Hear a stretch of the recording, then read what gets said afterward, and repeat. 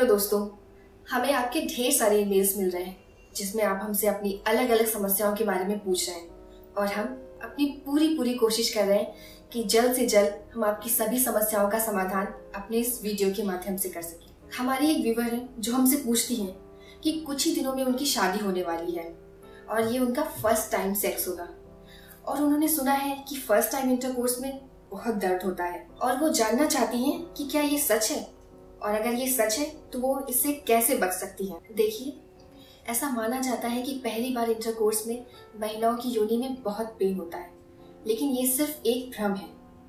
कई लोगों ने इसे लेकर अपने मन में कई अलग अलग गलत धारणाएं बनाई हुई हैं, खासकर महिलाओं ने। ये सच है कि इंटरकोर्स के दौरान या उसके बाद दर्द के कई कारण हो सकते हैं। दरअसल हर महिला की शारीरिक बनावट अलग अलग होती है, इससे उनकी समस्याएं भी अलग अलग होती हैं। कुछ महिलाओं में इंटरकोर्स के दर्द के बाद यूरिनेशन के दौरान भी दर्द होता है। जब कोई महिला पहली बार वेजाइनल सेक्स करती है तो थोड़ा पेनफुल होता है, थोड़ा खून भी आता है, पर ऐसा हमेशा नहीं होता।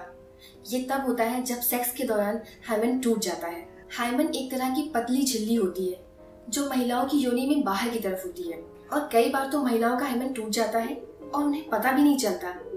ये कई बार खेल खेलने या टैम्पन यूज करने के दौरान भी हो सकता है। जब कोई पुरुष पहली बार सेक्स करता है तो उसे ऐसा पेन नहीं होता और अगर उसकी पार्टनर भी फर्स्ट टाइम सेक्स कर रही है तो सेक्स करने से पहले फोर प्ले करके अपने सेक्स को कंफर्टेबल बना सकते हैं। और अगर योनि में लुब्रिकेशन सही है तो महिला को दर्द का एहसास भी कम होगा। सिर्फ पुरुषों को ही नहीं, महिलाओं को भी सेक्स में रुचि होती है, लेकिन अगर सेक्स सही तरीके से ना किया जाए या फिर सेक्स तनाव में किया जाए तो इससे महिलाओं में शारीरिक या मानसिक समस्याएं भी हो सकती हैं। कई बार जबरदस्ती सेक्स या बिना इच्छा से किए जाने वाले सेक्स में भी महिलाओं को बहुत दर्द होता है। अगर आपने अपने मन में पहले से धारणा बनाई है कि फर्स्ट इंटरकोर्स के दौरान दर्द होता है तो ये भी दर्द का एक कारण हो सकता है और इसकी वजह से आप सेक्स के दौरान पूरी तरीके से सहयोग भी नहीं कर पाती। बहुत सी महिलाओं में सेक्स को लेकर कई गलत धारणाएं और डर होता है, जिसके कारण वो पहली बार सेक्स करने में कंफर्टेबल नहीं हो पाती और इसका नतीजा ये होता है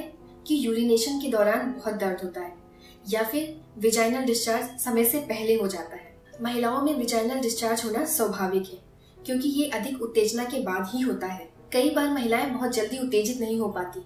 अगर इसके बावजूद भी उनका पार्टनर इंटरकोर्स करता है तो इससे दर्द की संभावनाएं बढ़ जाती है। योनि में किसी तरह का इन्फेक्शन होने से भी इंटरकोर्स के दौरान दर्द हो सकता है। कई बार इंटरकोर्स के दौरान महिलाओं को बहुत तेज दर्द होने लगता है, इससे वो सेक्स करने से बचने लगती हैं और इसके कारण उनके और उनके पार्टनर के संबंध खराब होने लगते हैं। पेनफुल इंटरकोर्स का कारण लुब्रिकेशन में कमी या सही ढंग से फोरप्ले का ना होना भी हो सकता है। कई बार संभोग के दौरान योनि में संकुचन आने के कारण दर्द होने लगता है और उसके साथी को इस बात का एहसास नहीं होता और जबरदस्ती सेक्स करने से ये तकलीफ और बढ़ जाती है। तो ये कुछ ऐसे कारण हैं जिनकी वजह से आपको फर्स्ट टाइम इंटरकोर्स करने में दर्द का एहसास होता है। अब मैं आपको बताती हूँ कि आप इनसे बचने के लिए क्या उपाय कर सकती हैं। इंटरकोर्स करने से पहले आप टचिंग और किसिंग पर फोकस करें, ये आपकी काम इच्छा को बढ़ाने में मदद करेगा। आप आउटर कोर्स का भी सहारा ले सकते हैं और अगर आप चाहें तो ओरल सेक्स भी ट्राई कर सकते हैं, ये आपकी उत्तेजना को बढ़ाने में हेल्प करेगा। अगर आप बच्चे के लिए प्लान नहीं कर रहे हैं तो आप कॉन्डम का यूज कर सकते हैं।